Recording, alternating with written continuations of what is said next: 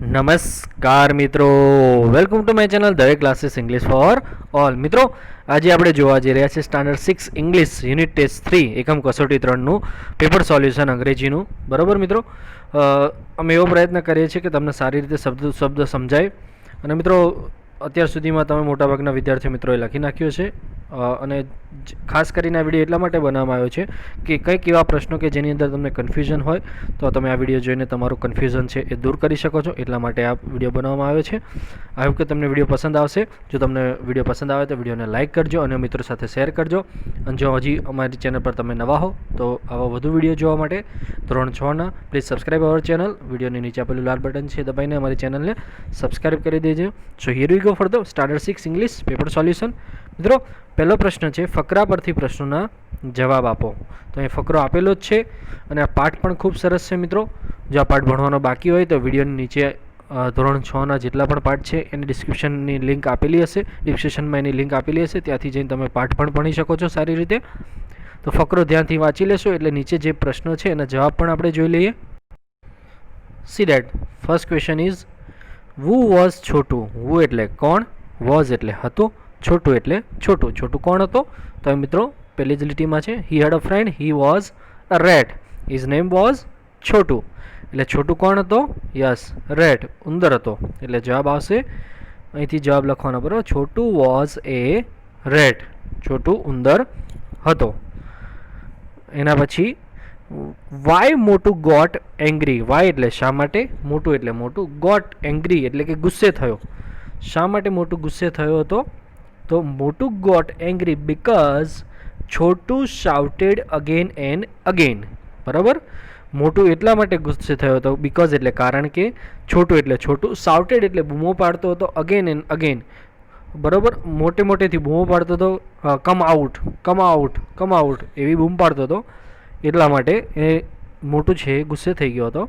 અને પછી ત્રીજા નંબરનો ક્વેશ્ચન, વોઝ મોટું એન એલિફન્ટ. વોઝ એટલે શું, શું હતો? મોટું એટલે મોટું, એલિફન્ટ એટલે કે હાથી. શું મોટું છે હાથી હતો? તો યસ, જવાબ આવશે યસ, મોટું વોઝ એન એલિફન્ટ. એના પછી Chhotu walked to the river for swimming. Chhotu છે walked to the river, river એટલે કે નદી પાસે ગયો હતો, ફોર સ્વિમિંગ એટલે કે તરવા માટે. તો ટ્રુ અને ફોલ્સ, તો જવાબ આવશે ફોલ્સ, ખોટું. કેમ? કારણ કે કોણ ગયું હતું? યસ, જો અહીંયા લખ્યું છે there was an elephant people called Motu. બરાબર, one day Motu walked to the river. બરાબર, એટલે આવશે ફોલ્સ, ખોટો આવશે જવાબ, મોટું ગયો હતો. એના પછી 5th નંબરનો question, find out the similar action word. Find out એટલે કે શોધી નાખો, સિમિલર એટલે સરખો, એક્શન વર્ડ એટલે કે ક્રિયાદર્શક શબ્દ. રીચડ, રીચડનો ક્રિયાદર્શક શબ્દ ફકરાની અંદર આપેલો છે મિત્રો, અરાઇવ્ડ. બરાબર, એના પછી નેક્સ્ટ જોઈએ ક્વેશ્ચન નંબર 2. પ્રશ્નોના જવાબ ચિત્રના આધારે લખો. મિત્રો આનો પણ આપણે એક્ટિવિટીઝ છે આપણી ચેનલ ઉપર તમે જોઈ શકશો અમારા વિડીયોની અંદર. પણ અહીંયા આપણે જોઈ લઈએ ને પ્રશ્નોનો જવાબ. તો ચિત્ર ખાસ કરીને ધ્યાનથી જોઈ લેવાનું. ત્યારબાદ નીચે આપેલું છે વેર ઇઝ સંજય. વેર એટલે ક્યાં, એટલે કે સ્થળ દર્શાવે છે, વેરનો સંદર્ભ. ઇઝ એટલે છે, સંજય એટલે સંજય. તો સંજય ક્યાં છે એટલે હવે સ્થળનું નામ આવશે. જો અહીંથી જવાબ લખવાનો, Sanjay is behind the tree. બરાબર, સંજય એટલે સંજય, ઇઝ એટલે છે, બિહાઇન્ડ એટલે ની પાછળ, ટ્રી એટલે ઝાડ. સંજય છે ઝાડની પાછળ છે. વુ આર સ્વિંગિંગ. વુ એટલે કોણ, આર સ્વિંગિંગ એટલે કે હિંચકા ખાઈ રહ્યું છે. બરાબર, અહીંયા વુથી સંદર્ભ પ્રશ્ન પૂછ્યો છે એટલે વ્યક્તિઓના નામ આવશે. તો જો સોના એન્ડ મોના અહીંયા દેખાય છે ચિત્રની અંદર, આર સ્વિંગિંગ, હિંચકા ખાઈ રહી છે. એના પછી ત્રીજા નંબરનો, વોટ ઇઝ એવા ડુઈંગ. વોટ એટલે શું, ઇઝ એટલે છે, એવા એટલે એવા, ડુઈંગ એટલે કરી રહી.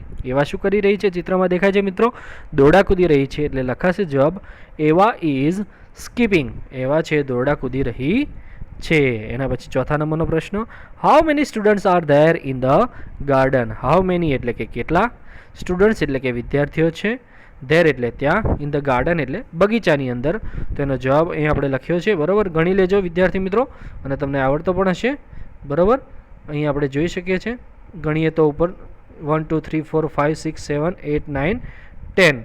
એટલે અહીં આવશે there are 10 students in the garden. there એટલે ત્યાં, આર એટલે છે, 10 એટલે 10, સ્ટુડન્ટ્સ એટલે કે વિદ્યાર્થીઓ, ઇન ધ ગાર્ડન એટલે કે બગીચાની અંદર. છેલ્લો પ્રશ્ન છે વેર ઇઝ રેશમા, ફરીથી વેરથી પૂછ્યું એટલે કે સ્થળ દર્શક. વેર એટલે ક્યાં, ઇઝ એટલે છે, રેશમા એટલે રેશમા. રેશમા ક્યાં છે? તો Reshma is on the slide, બરાબર, લપસણી ઉપર છે. એના પછી નેક્સ્ટ આપણે જોઈએ નેક્સ્ટ પ્રશ્ન. એના પછી મિત્રો આપણે ક્વેશ્ચન નંબર 3 જોઈએ. નીચે આપેલા કૌંસમાં આપેલા શબ્દોનો ઉપયોગ કરીને બે સાચા રાઇમિંગ વર્ડ્સ, રાઇમિંગ એટલે સરખા ઉચ્ચારવાળા, વર્ડ્સ એટલે કે શબ્દો શોધીને ખાલી જગ્યામાં લખવાના છે. અહીંયા કૌંસ આપેલા છે મિત્રો. કૌંસમાં 10 શબ્દો આપ્યા છે. 10માંથી સરખા ઉચ્ચારવાળા, ફોર એક્ઝામ્પલ નાઇટ માટે સરખા ઉચ્ચારવાળા શબ્દો આ 10માંથી શોધીને લખવાના છે. આપણે જવાબ અહીંયા લખેલા છે મિત્રો. નાઇટ માટે આવશે લાઇટ, ફાઇટ. ગુડ માટે આવશે ફૂડ, મૂડ. બોલ માટે આવશે કોલ, ડોલ. બેન્ડ માટે આવશે સેન્ડ, લેન્ડ. કેટ માટે આવશે બેટ અને સેટ. બરાબર મિત્રો, સમજાઈ ગયું છે તમને સારી રીતે?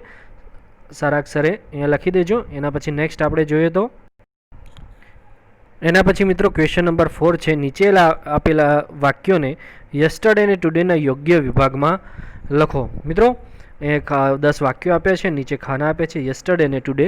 સિમ્પલ રીતે આપણે સમજીએ તો ટુડે એટલે કે વર્તમાનકાળની વાત કરી છે અને યસ્ટરડે એટલે કે ભૂતકાળની વાત કરી છે. આ 10 વાક્યો છે વર્તમાનકાળના, અમુક છે અને અમુક ભૂતકાળના છે, બરાબર. એમાંથી શોધીને આપણે અલગ પાડવાના છે.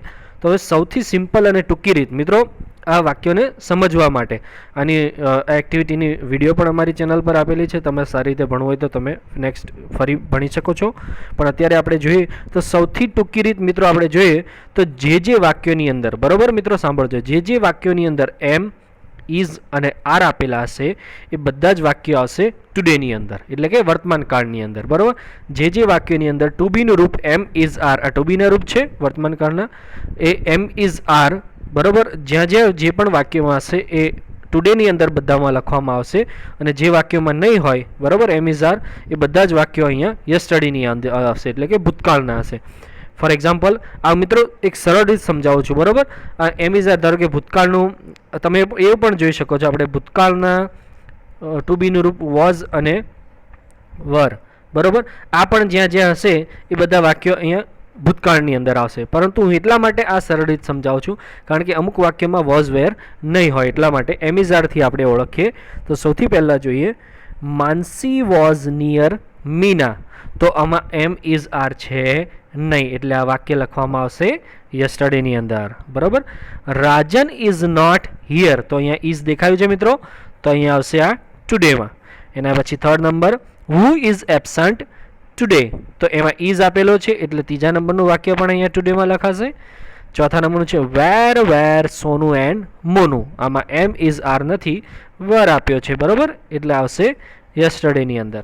પાંચમા નંબરનું છે it was not on number 10, એટલે આ પણ અહીંયા વોઝ આપેલો છે, એમ ઇઝ આર નથી, એટલે આવશે યસ્ટરડેની અંદર. છઠ્ઠા નંબરનું છે આઈ એમ નોટ એ ડોક્ટર, એમ આવ્યો છે, બરાબર, એટલે આવશે ટુડેની અંદર. Neha prepared sweet dishes, prepared મિત્રો જો અહીંયા એમ ઇઝ આર પણ નથી આપ્યું અને વોઝ વેર પણ નથી આપ્યું, પરંતુ ક્રિયાપદની પાછળ ઈડી છે એટલે ભૂતકાળનું છે, બરાબર વાક્ય, એટલે અહીંયા યસ્ટરડેની અંદર લખવામાં આવશે. ત્યારબાદ Priyanka and Pratik were absent on Tuesday, am is are નથી આપેલું એટલે અહીંયા છે યસ્ટરડેની અંદર આવશે, બરાબર. એના પછી is Nehal behind the tree, is આપ્યું છે મિત્રો જો, બરાબર, એટલે આ વાક્ય આવશે વર્તમાનની અંદર, બરાબર. 9મા નંબરનું વાક્ય આવશે વર્તમાન, ટુડેની અંદર લખવાનું રહેશે. અને છેલ્લું છે they are on the playground, are છે એટલે એ પણ ટુડેની અંદર લખવાનું રહેશે.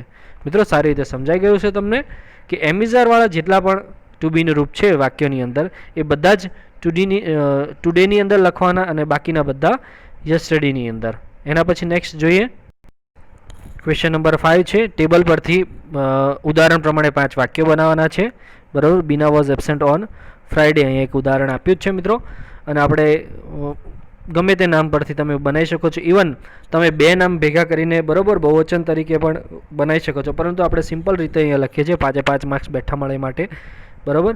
અંકિત was present on Monday, Bina was absent on Monday, Krunal was present on Friday, Bina was present on Saturday અને Ankit was absent on Friday. મિત્રો આ રીત પણ તમને સમજાવું છું કઈ રીતે લખાય. ફોર એક્ઝામ્પલ લેવાનું સૌથી પહેલાં કરતા એટલે આમાંથી 3માંથી કોઈ પણ એક નામ લઈ લેવાનું, બરાબર. હવે એક જ નામ છે એટલે એની સાથે આવશે વોઝ. બરાબર. સાંભળજો મિત્રો. પછી તમારે મંડે, ધારો કે તમે અંકિત લીધો છે તો તમારે મંડે, ટ્યુઝડે, વેનસડે, થર્સડે, ફ્રાઈડેમાંથી કોઈ પણ એક વસ્તુ લેવી છે. ફોર એક્ઝામ્પલ તમે ટ્યુઝડે લો છો, બરાબર. ટ્યુઝડેમાં પી લખ્યું છે એટલે કે શું થાય છે? પ્રેઝન્ટ. એટલે પછી તમારે લખી દેવાનું પ્રેઝન્ટ, એટલે કે અંકિત વોઝ પ્રેઝન્ટ. અને હવે ફક્ત લખવાનું છે ઓન, અને વારનો સ્પેલિંગ તો આપ્યો જ છે અહીંયા, એટલે કે ટ્યુઝડે. સમજ્યા પડી મિત્રો? એવી રીતે આપણે કૃણાલનું એક એક્ઝામ્પલ અથવા તો બીનાનું લઈએ. બીના વોઝ એબસેન્ટ ઓન મંડે અહીંયા આપ્યું છે, બરાબર. અહીંયા જોઈ શકીએ છીએ આપણે. હવે આપણે એને લખીએ કે બીના વોઝ એબસેન્ટ ઓન ફ્રાઈડે અથવા તો પ્રેઝન્ટ ઓન સેટરડે. તો લખવાનું બીના, પછી વોઝનું વોઝ. હવે એબસેન્ટની જગ્યાએ આપણે અહીંયા લખી દઈશું પ્રેઝન્ટ, બરાબર. આ જે સ્પેલિંગ છે. અને ઓન શું લખી દેવાનું છેલ્લે? સેટરડે. સમજાઈ ગયું મિત્રો? આ રીતે તમે જાતે પણ બીજા વાક્યો બનાવી શકો છો. આઈ હોપ કે તમને અમારો વિડીયો પસંદ આવ્યો હશે. વિડીયો પસંદ આવ્યો હોય તો લાઇક કરજો અને મિત્રો સાથે શેર કરજો. અને હજી પણ જો ચેનલ સબસ્ક્રાઈબ કરવાની બાકી હોય તો please subscribe it. Thank you so much.